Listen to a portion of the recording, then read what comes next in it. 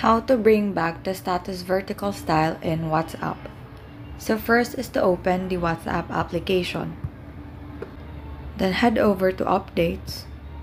And then from here, what you have to do is to unfollow all of the channels that you are following.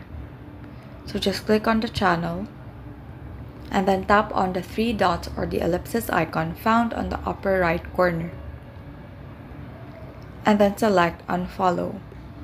Tap unfollow to confirm the action. So do this to all of the channels that you are following.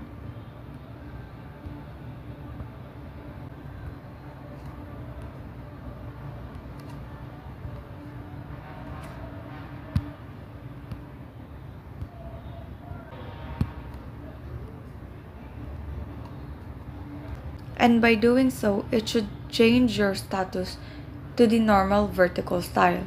And so that is how you bring back the status vertical style in WhatsApp. Thank you and have a great day.